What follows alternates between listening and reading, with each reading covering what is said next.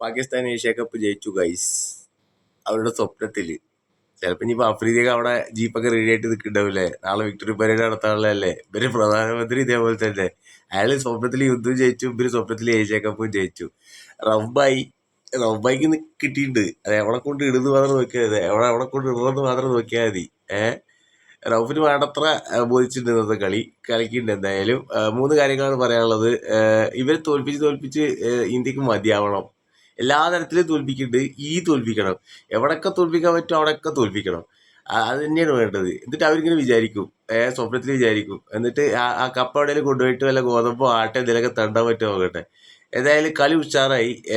തിലക് വർമ്മയാണ് ഇന്ത്യയുടെ ഹീറോ, ഒന്നും പറയാനില്ല. അതേപോലെ തന്നെ ഇന്ത്യയുടെ സ്പിന്നർമാർ ആദ്യത്തെ ഇന്നിങ്സിൽ അവരെ 146 ഓൾ ഔട്ട് ആക്കാനുള്ള ഒറ്റ കാരണം ഇന്ത്യയുടെ സ്പിന്നർമാർ തന്നെയാണ്.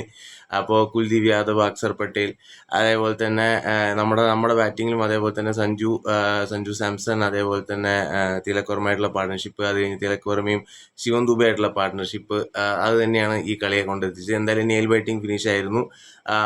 പിച്ചും അതേപോലെ തന്നെ വളരെ സ്ലോവും കാര്യങ്ങളൊക്കെ ആയിരുന്നു. വളരെ പക്വതയോടെയാണ് തിലക് വർമ്മ കളിച്ചത്. എന്തായാലും ഈ 6-0 എന്ന് പറഞ്ഞിട്ട് സംഭവം നടക്കണ്ടല്ലോ, ഈ 6-0 എന്ന് പറഞ്ഞിട്ട് നിങ്ങളെയൊക്കെ തോൽപ്പിച്ചതിന് കണക്ക് തന്നെ ഇല്ല. ഇതൊക്കെ നമ്മൾ പറയാൻ തുടങ്ങിക്കഴിഞ്ഞ് കഴിഞ്ഞാൽ ഇവർക്ക് ഇനി വേറെ പുളയെ നിങ്ങൾ കരഞ്ഞാലും ശരിയാവില്ല. നിങ്ങളൊക്കെ ഇനി എത്ര പ്രാവശ്യമാണ് തോൽപ്പിക്കുക?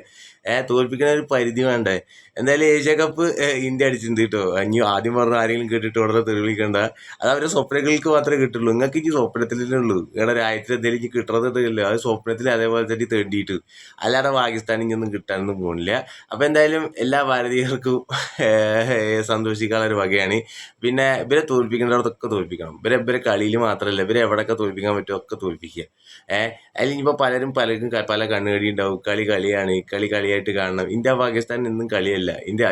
പാകിസ്ഥാനിൻ്റെ ഇപ്പോഴത്തെ ഒരു ക്രിക്കറ്റ് ലെവലിൽ പണ്ടത്തെ പോലത്തെ ഒരു തുല്യരായിട്ടുള്ള ടീമല്ല എന്നുള്ളത് വീണ്ടും ഒരു തെളിയിക്കുന്നുണ്ട്. ഇന്ത്യ വളരെയധികം ഡോമിനേറ്റ് ചെയ്തിട്ടാണ്. പക്ഷേ ഈ ഒരു മാച്ച് അവസാനം വരെ പോയത് ആ പിച്ചിൻ്റെ സ്ലോനെസ്സും അതേപോലെ തന്നെ അവർ അധികം ഫാസ്റ്റ് ബോളർമാർ സ്പിന്ന് പോലെ തന്നെ അറിയുണ്ടായിരുന്നു.